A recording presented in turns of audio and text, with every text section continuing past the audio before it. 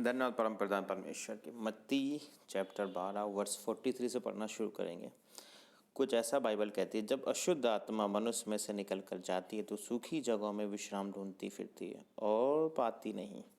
यानी डीमंस सूखी जगह में रहना पसंद करते हैं।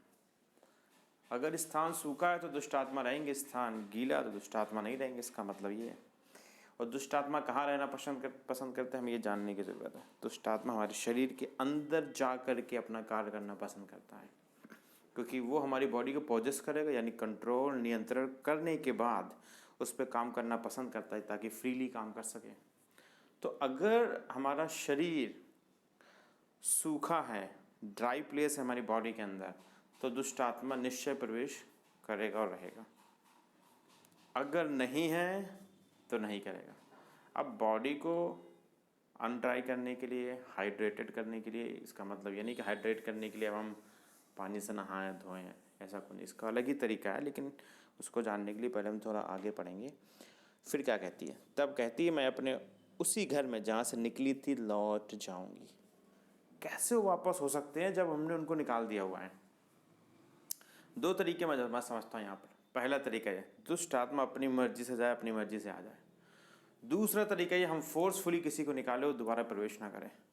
अब अगर हम किसी घर में रहते हैं, हमें उस घर से ज़बरदस्ती फोर्सफुली गवर्नमेंट निकाल दे कि निकलो, उस घर में लॉक लगा दें और आपकी एंट्री बंद हो जाए, आप उस घर में दोबारा प्रवेश नहीं कर पाओगे। एक तरीका ये है, मैं सुबह निकला शाम को वापस आ गया।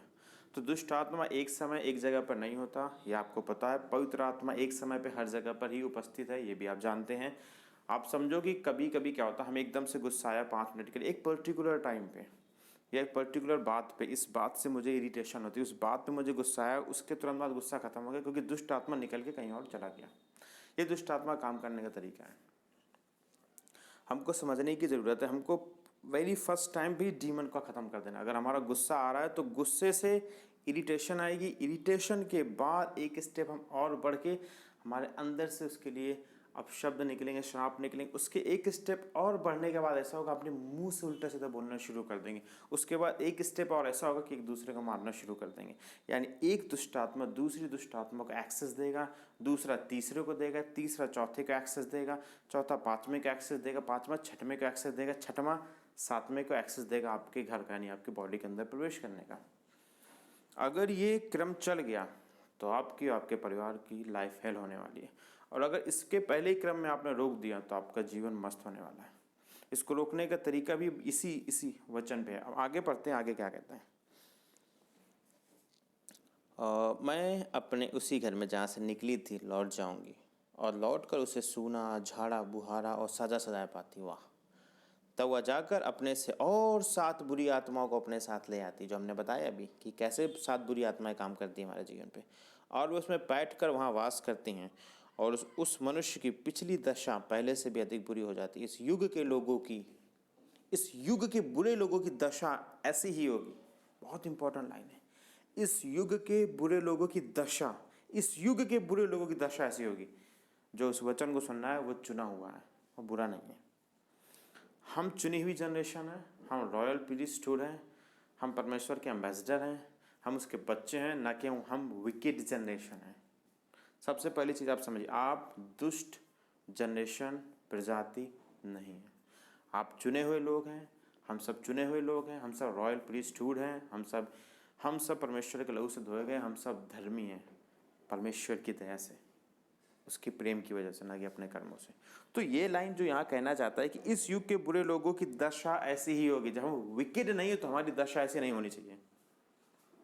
अगर दुष्ट आत्मा निकला तो वापस प्रवेश नहीं करना चाहिए। अगर वो प्रवेश कर रहा तो हमने क्या दुष्टता कर दी कि वो प्रवेश कर गया। मैं एक चीज़ बता दूं, कभी कभी क्या होता है कि आज आपने पाप किया, अगले 3 महीने 4 महीने तक आप पाप नहीं करो, अगेन उस पाप में गिर जाओगे।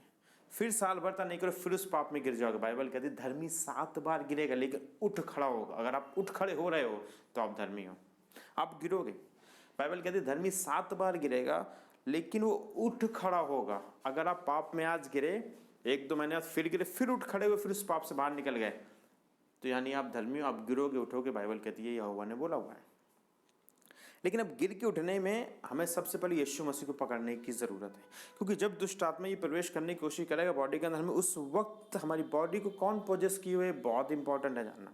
क्या होली स्पिरिट हमारी बॉडी में है? क्या हमारा शरीर पवित्र आत्मा मंदिर बन गया या नहीं बन गया? ये बहुत ज़रूरी जानना, वेरी इंपॉर्टेंट है ये। अगर हमने सिन किया तो पाप करने के बाद हमें पछताने की, रोने की, गिड़गिड़ाने की जरूरत नहीं। झट से जाओ यीशु मसीह के पैर पकड़ लो, घुटने में गिरो, तुरंत बोलो प्रभु मुझे माफ़ करो, माफ़ करेगा और दुष्ट आत्मा झट से तुम्हारे जीवन से निकल जाएगा। क्योंकि ये विकेड लोगों के लिए, विकेड लोग माफ़ी नहीं मांगते। जो दुष्ट है वो यीशु मसीह को अपनाएंगे नहीं, क्योंकि वो दुष्ट है, वो यीशु को अपनाना नहीं चाहता। अगर वो यीशु को अपना चुके होते तो दुष्टता उनके पास नहीं होती, वो फ्री हो चुके होते। बाइबल कहते तुम चुनी हुई जनरेशन हो, मैंने तुमको माफ़ किया है, मैंने तुमको आज़ाद किया, मैंने तुमको फ्री किया है।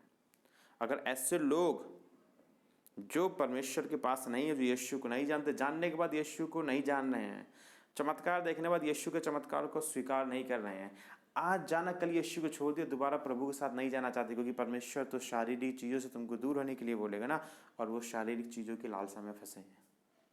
ऐसे लोग, ऐसे विकेट लोग ही इस जंजाल पे फंसेंगे। दुष्ट आत्मा निकलेगा, साथ को लेके आया। कैसा? गुस्सा आया, थोड़ा क्रोध आया, फिर उसके खिलाफ मन में बुरी बुरी बातें आई, फिर एक और दुष्ट आत्मा प्रवेश किया, बुरी बातों से गाली देने वाला एक दुष्ट आत्मा और प्रवेश किया, मारकूट करने वाला एक दुष्ट आत्मा और प्रवेश किया, तुमको जेल पहुंचाने वाला। ये स्टेप हैं जिस हिसाब से डीमंस काम करते हैं हमारे जीवन पे। हर एक दुष्ट आत्मा का एक कार्य है, याद रखें। हर एक दुष्ट आत्मा का एक असाइनमेंट है। जैसे होली स्पिरिट का असाइनमेंट है मोहर लगाना, वचन में पढ़ाना, यीशु को हम प्रभु के तौर में स्वीकार करें और हमको स्वर्ग तक पहुँचाना। पवित्र आत्मा की मोहर लगेगी, दिन हम स्वर्ग पहुँचेंगे। जब स्वर्गदूत आएंगे हमको ढूंढने, सब में मिलेगी मोहर, पवित्र आत्मा की मोहर लगेगी। जैसे 666 की मोहर लगेगी, ऐसे होली घोष भी अपनी मोहर लगाएगा हम पे। स्वर्गदूत जब चारों कोने पे जाएंगे तो हमको तुरंत पहचानेंगे और हम मैग्नेट की तरह यीशु मसीह के पास उड़ते चले जाएंगे। तो अब यहाँ पर सबसे इंपॉर्टेंट बात यह है कि जब दुष्टात्मा निकल गई तो क्या हमारे जिन पर तकलीफ आएंगे? ड्राई प्लेस, ये जो सूखा स्थान है, आप याद रखो जब मिस्रियों के यहाँ से इजरायलियों को यहोवा ने आज़ाद कराया था, जब इजरायली आज़ाद होते हुए आराम से जंगल के रास्ते, जैसे यहोवा उनको गाइड करता चला जा रहा था, रात में आग का खंभा, दिन में बादल के खंभे की तरह गाइड करता चला जा रहा। जब वो नाचते कूदते गाते यहोवा की महिमा करते, समुद्र के किनारे पहुंचे, लाल समुद्र के पास, पीछे देखा फिरौन चला रहा था। पीछे फिरौन, अब सब डर गए, अब क्या होगा? फिरौन आ रहा, मार डालेगा हमें, जिंदा तो छोड़ेगा नहीं। रोटी देने तो आ नहीं रहा, खाना पानी देने तो आ नहीं रहा, कांग्रेचुलेशन देने तो आ नहीं रहा कि आ जाओ तुम फ्री हो गए, जाओ यहोवा की जय जयकार करो। वो मारे नहीं आ रहा था, बाइबल कहती है। उस समय मूसा चुपचाप खड़ा, बाकी सब इजरायली गुड़गुड़ाने लगे, क्या होगा, मार देगा, तो हमको मरवा डाला। ऐसा समय हमारे जीवन पे आता जब यहोवा हमको फ्री करता है। आज अगर किसी पास्टर ने, अपोस्टल ने आपके लिए प्रार्थना किया, फ्री हुई है, आपने खुद प्रार्थना की, यीशु ने आपको आज़ाद किया, फ्री करने वाला एक ही यीशु आपको आज़ाद किया। उसके बाद कुछ दिन तक आपके पास, जब आप घूमोगे फिरोगे नाचोगे महिमा करते हो, जब कुछ समय कुछ साल तक हो सकता है एक ड्राई प्लेस हो, एक ऐसा समय आपके जीवन पे आ जाए जब आपको लगे कि वो बीमारी फिर से वापस आ रही है। आपके घुटनों को दर्द चला गया, अचानक से फिर से घुटनों में कुछ खटपट से होने लगे, दर्द आ रहा है। सर का दर्द चला गया, अचानक से फिर आ रहा है। बिजनेस पर लॉस कई साल पहले खत्म हो गया था, अब 1-1.5 साल बाद फिर से वही लॉस, वही स्थिति आ रही है। इसका मतलब ये नहीं है कि आपको हील नहीं किया गया। इसका मतलब ये नहीं है कि इस परेशानी को आपके जीवन से नहीं निकाला गया। इसका मतलब ये है कि अब ये परेशानी जो आई दोबारा आपके जीवन पर नहीं आने वाली है। क्या हुआ था उन मिस्रियों के साथ? यहोवा ने क्या बोला था मूसा से? भयभीत मत, तो घबरा मत, जिन मिस्रियों को आज तू देखता है इन्हें दोबारा नहीं देखेगा। और सामने कोई रास्ता नहीं दिख रहा था, बट यहोवा ने रास्ता बनाया। कहता क्या? मुझ पे ट्रस्ट करेगा, विश्वास रखे, मैं तेरे सीधा मार्ग निकालूंगा। और फेथ वही है जहाँ पे कुछ ना दिखे लेकिन हम बोले सब कुछ है, वही फेथ है। यही यहोवा का फेथ है, याद रखना। उस समुद्र में रास्ता नहीं दिख रहा था, बट यहोवा ने बोला यहाँ रास्ता है। यही फेथ है। आपको लगेगा अंधेरा, लेकिन प्रभु बोलेगा यहाँ रोशनी है। यही फेथ, आपको बोलना हाँ है, यही फेथ है। असंभव को संभव करने वाला परमेश्वर। जैसे मूसा ने लाठी उठाई, समुद्र के 2 भाग किए, जैसे ही सारे मिस्री पानी के अंदर घुसे, जब तक इजरायली पार कर चुके थे, वैसे ही पानी बराबर हो गया, सब मर, कोई भी तैर नहीं पाया, कोई भी मिस्री तैर नहीं पाई। ये है गीला स्थान। फेथ, फेथ और प्रार्थना, 2 बॉटल के पानी, एक समझ लो प्रार्थना, एक समझ लो उपवास, एक समझ लो प्रार्थना, एक समझ लो फेथ। अगर हम प्रेयर और फेथ में हैं तो इस चीज़ की गारंटी कि आपका जो प्लेस है जो ड्राई था वो वेट होने वाला है, और जैसे ही वो स्थान वेट हुआ फ्री, दुष्ट आत्मा वापस आएगा नहीं। क्या कहता है वचन? वचन कहता है जब अशुद्ध आत्मा मनुष्य में से निकल जाता तो सूखी जगहों में विश्राम ढूंढती फिरती और पाती नहीं। सूखी जगहों में ढूंढता है विश्राम, क्योंकि जगह सूखी नहीं है, कहीं ना कहीं उसे गीलापन मिल रहा तो विश्राम नहीं पा रही। यानी दुष्ट आत्मा निकल के दूसरे के अंदर प्रवेश करने की कोशिश कर रहा है। तुम्हारे आसपास के सारे लोग में भी, तुम्हारे घर के सारे लोग प्रार्थना में हैं, जब वो प्रार्थना में, उपवास में, वो लगातार प्रार्थना उपवास में, प्रभु के जय जयकार में, वचनों से भरे हैं, तो ये दुष्ट आत्मा वहां अपना स्थान बना नहीं पाए, क्योंकि जब वचन आ गए, प्रार्थना आ गए, तो आपकी बॉडी को पोजेस कर लिया होली घोस्ट ने। आपकी बॉडी पे जो कंट्रोल यंत्र है वो पवित्र आत्मा का। अब दुष्ट आत्मा आपकी बॉडी के अंदर प्रवेश कर नहीं सकता, बॉडी के अंदर प्रवेश करके बीमारी दे नहीं सकता, तुमको परेशान कर नहीं सकता, लेकिन वो एक काम अभी कर सकता, बॉडी के बाहर से तुम पे अटैक मारेगा। बाहर से अटैक कैसे मारेगा? समझिए, दो भाई घर में है, एक भाई से आजाद हुआ, परमेश्वर की आत्मा से भर गया, वचन में, प्रार्थना में बढ़िया, अब उसके दूसरे भाई के जरिए उस पर अटैक मारेगा। वो कोशिश करेगा इसको पाप में गिराने की, कोशिश करेगा इसको पाप में गिराना। आप घर से बाहर निकलोगे, कहीं घूम रहे हो सकता है आपके दोस्त वो जो दारू वारू पीते थे, जो गंदी हरकतें करते थे, जो छेड़छाड़ी करते थे, वो आपके पास आने लगे और आपसे गंदी हरकतें कराने की कोशिश करें। अगर आप उस समय वचन को पकड़ के उनसे नहीं हटे और आप उनके साथ मुड़ गए, तो फिर वो स्थान ड्राई होना शुरू हो जाएगा, क्योंकि पवित्र आत्मा गंदगी में नहीं रह सकता। पवित्र आत्मा हमारे मन को, हमको शुद्ध करने के लिए आया, तो सबको पता है ना, वो हमको मन को शुद्ध करने के लिए, हमको शुद्ध करने के लिए आया हुआ है। तो हमें ऐसी चीज़ों से बचने की ज़रूरत है, ऐसे लोगों से बचने की ज़रूरत है। बहुत इम्पोर्टेंट है ऐसे कार्य करना जिनसे डीमंस एक्सेस पाले हमारे जीवन पे। बाइबल कहती है इनको निकालो, भगाओ, फोर्सफुली भगाओ। और किसी डीमन से प्रार्थना से बोलोगे चले जाओ भाई प्लीज़ मेरे यहाँ चले जाओ, याद रखो कभी नहीं जाएगा। एग्जाम्पल के तौर में, अगर मैं किसी घर पे किराए से रहता हूँ, मैं अपनी मर्जी से जाऊँगा तो दोबारा फिर कोशिश करूँगा, सर क्या मुझे यहाँ रूम मिल जाएगा? लेकिन अगर मकान मालिक मुझे फोर्सफुली मार करके भगा देगा तो मैं दोबारा वापस नहीं आऊँगा यहाँ। हमें, हमारी लड़ाई मांस और लहू से नहीं है, सब जानते हैं। पौलुस ने लिखा हमारा युद्ध मांस और लहू से नहीं, हमारा युद्ध किनसे? अंधकार के हाकिमों से। तो अगर हम चाहते हैं दुष्ट आत्मा वापस हम पे प्रवेश ना करें, अगर हम चाहते हैं जैसे इस लोगों के, यानी इस बुरे युग के लोगों की दशा होगी ऐसी हमारी ना हो, अगर हम चाहते हैं बिल्कुल फिट रहें, फाइन रहें, परमेश्वर की सारी उपस्थिति, सारी योजनाओं को हम फ़ायदा ले सकें, तो हमें अपने स्थान को हाइड्रेट रखने की रिक्वायरमेंट है। यानी प्रार्थना, फास्टिंग और वचन, तीन चीज़ों पे बड़ी अच्छी तरह ध्यान देने की ज़रूरत है। याद रखिएगा, हमारे जीवन पे जो भी परेशानी आती है उन सब का कारण ये दुष्ट आत्मा है। क्योंकि कभी प्रभु ने ये नहीं बोला कि हमारी लड़ाई मांस और लहू से है। उसने कभी इस चीज़ का हमारे दिमाग में जिक्र भी नहीं आने दिया कि तुम्हारी लड़ाई तुम्हारे भाई से है, तुम्हारी बहन से है, तुम्हारे माँ बाप से है, तुम्हारे दोस्तों से नहीं। उनके पीछे खड़ी उन दुष्ट आत्माओं से है जिनको हम देख नहीं पाते, लेकिन बाइबल के अनुसार जिनको हम समझ सकते हैं, जिनकी चालों को हम जान सकते हैं और जिनके खिलाफ हम युद्ध कर सकते हैं। यहोवा ने कहीं नहीं बोला कि मेरा युद्ध मनुष्य से है, उसका युद्ध शैतानों से, दुष्ट आत्माओं से।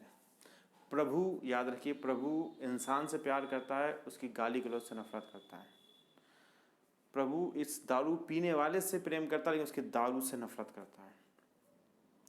प्रभु बदतमीजी करने वाले से प्रेम करता है, लेकिन उसकी अंदर की बदतमीजी से नफरत करता है। सबसे इंपॉर्टेंट बात, प्रभु चोरी करने वाले से प्रेम करता है, लेकिन उसकी चोरी किससे नफरत करता है। और ये सारी चीज़ें शैतान की ओर से, वो हमारे दिमाग को, आपके दिमाग को ऐसा बना देता है, ऐसा क्रिएट कर देता है, ऐसी सिचुएशन क्रिएट कर देता है कि हम मजबूर हो जाते हैं सब काम करने में। हमें पता नहीं होता क्या सत्य है क्या झूठ है। वचन कहता है सत्य को जानो वो तुम्हें आज़ाद करेगा। सत्य को जानो वो आपको आज़ाद करेगा। आज के वचन का सत्य ये है कि दुष्ट आत्मा जो एक बार निकली वापस नहीं आएगी। फोर्सफुली पावर से यीशु के नाम से डांट करके निकालो, वापस नहीं आएगा। अपने प्लेस को प्रार्थना और वचन से भर के रखो। जब प्रार्थना वचन से भरोगे तो पवित्र आत्मा अपने आप भर लेगा। अब ये मत सोचने कि मैं अन्य भाषा नहीं बोलता, मुझे विजन नहीं दिखता, मुझे पता नहीं चलता तो होली स्पिरिट मेरे पास नहीं है। पौलुस ने लिखा हुआ है बिना पवित्र आत्मा के कोई भी यीशु मसीह को प्रभु स्वीकार नहीं करेगा। बिना पवित्र आत्मा के कोई भी बाइबल नहीं पढ़ेगा। बिना पवित्र आत्मा के कोई भी परमेश्वर पिता के करीब नहीं जा सकता। अगर आप बाइबल पढ़ते हो, अभी ये वचन को सुन रहे हो, अगर आप चर्च जाते हो, वचनों पे ध्यान देते हो, एक शब्द भी समझते हो और घुटने टेक के कभी भी बोला प्रभु यीशु तू मेरा परमेश्वर, तू मेरे पिता है, तो पवित्र आत्मा आपके पास है। आपकी बॉडी को पोजेस करने की रिक्वायरमेंट है पवित्र आत्मा की। सरेंडर करो, पोजेस करा लो। जब पवित्र आत्मा आपकी बॉडी पर नियंत्रण कर लेगा, कोई दुष्ट आत्मा कुछ नहीं कर पाएगा। और जब आप प्रार्थना से भर जाओगे तो आपकी बॉडी फायर से भर जाएगी। जब अगर तो मेरी आग तुमको कवर रखेगी, तुम्हारी बॉडी फायर से भर जाएगी, फुल ऑफ फायर। जब आग से भर जाओगे तो बाहर से भी दुष्ट आत्मा अटैक नहीं कर पाएगा, चाह करके भी टच ही नहीं कर पाएगा। क्यों? टच करेगा तो आग से जल जाएगा। सो आप फ्री और आज़ाद हो। परमेश्वर की सारी उपस्थिति का हम आनंद ले सकते हैं यीशु के नाम से। सबको जय मसीह की। परमेश्वर का आशीष आपके साथ हो। परमेश्वर इज़राइल को ब्लेस करे यीशु के नाम से। आमीन।